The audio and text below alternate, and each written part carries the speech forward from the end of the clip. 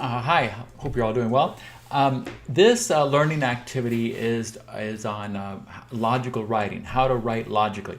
You'll notice that there are a lot of very strong similarities between what we're going to talk about briefly here and the strategy development process. And that is because when you're proposing a strategy where you're basically trying to convince other people to agree with your strategy decision, that where you want to go with your strategy, your where you want to take the company, your business, or whatever happens to be, you're making a case for your strategy. The same thing happens when you're writing. There's a great book by Barbara Minto on the pyramid, power of pyramid writing. It's really important to read that, and a lot of what I'm talking about now comes from that. Basically, when you're writing something, and you should use this on almost every single thing that you write, there's a way to write that helps you get your point across.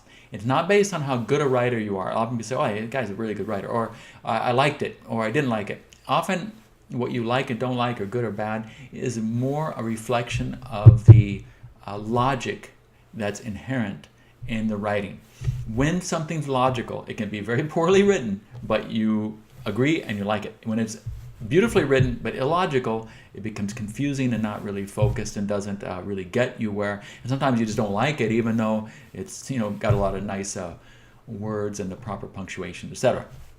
Now, when you decide to write logically, it's this. I've given you some slides here on this, only a few, but it's really important to look at these, and it's a big help. Again, this isn't something to be tested on. This is something I really believe can help you as you go forward.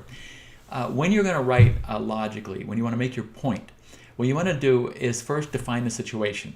And that situation is like, what's happening now? What do I see? What do we see? Maybe what do we know to be true? What's our common ground? Maybe I see something no one else sees. But anyway, what's the descriptive? How can you describe what's going on now? What is your situation? Now that situation should be readily apparent. In fact, when you say this is our situation, you shouldn't have a bunch of people disagreeing with you. If that's the case, you have to kind of start over again and prove why that is your situation. A lot of times you'll see situations where people won't be truthful with the situation. They're on purpose kind of stepping behind what the facts are for whatever political or financial, whatever reasons they are. That's very difficult to get forward on that. Anyway, assuming those aren't the cases, that you have a situation that's fairly clear and it makes a lot of sense. And then you have a complication. The complication is what's wrong.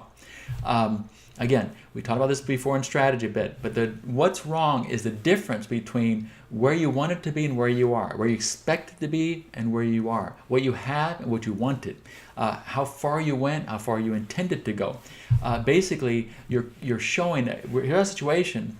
It can be something simple like, we wanted to sell 8,000 pairs of shoes in our branch in Palomas or whatever.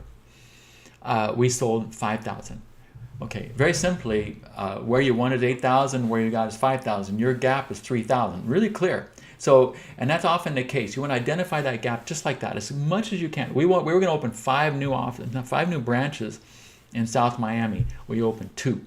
You have a gap of 3. So the complication is you wanted 5, you have 3. So the question is, then you identified the gap. The question is, 1, how should we close that gap?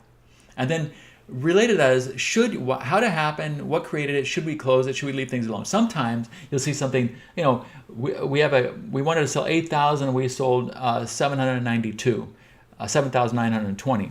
It's not a big enough gap to worry about. You have a gap, but is it worth fixing? Maybe not. Maybe it's just you have one shipment got lost on the way. Fine, done. So you don't have to fix that gap. It's a gap but not worth fixing. Anyway, you want to make sure the gap is big enough, and you want to see if you can understand why it happened. Sometimes it could be, the weather was X, we couldn't get through, or we couldn't do this, or something happened.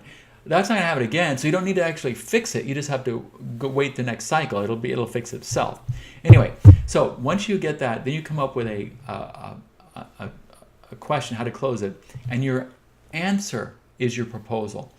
I'm proposing that we beef up production, we increase marketing, we attach another way of selling, we change the style, we be more aggressive, we realize that we need to get more land, whatever it happens to be, that is your answer to the question.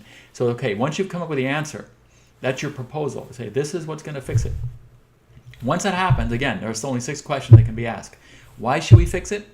How do we fix it? How do you know it'll work? Who is going to be in charge of doing this? When will it get done? And if we fix it, what will happen? If our strategy works, if we agree with your proposal, what will happen? So then you take each one of these ideas, you answer those questions, and you fill it out in a memo form, and you'll have you go. It's a very logical process of seeing where we are, what's not quite working. So how did that happen? I think we should do this to fix that, and here's why we should do it. Here's how we should do it. Here's how I know it'll work. Here's who's going to be in charge of that. It'll be done by about this time, and when we finish, it's going to be like that. You can see how that logic flows through and is very powerful for getting your thing across. On the next slide, there is kind of a little demonstration of that in graphical form, and you can kind of see how that works. I got to tell you, I keep this on my desk all the time. I don't even like to write an email without at least following the logical process of form. You can see emails all the time. They say, we were going to meet here, now we have to meet, this kind of stuff. Whatever happens to be very simple. It should be really clear. We had a meeting set at 3 o'clock. It's been moved to 2 o'clock. Or something. So you just really write it clear. And then if you need to, we don't have to answer all those questions every time. But somebody might say, why are we doing this? Well, just say why. And so who's going to be there? Answer those things in logical order, the ones that need to be addressed, and you'll see people not following up and asking, what do you mean by that? Because that would be very clear and logical.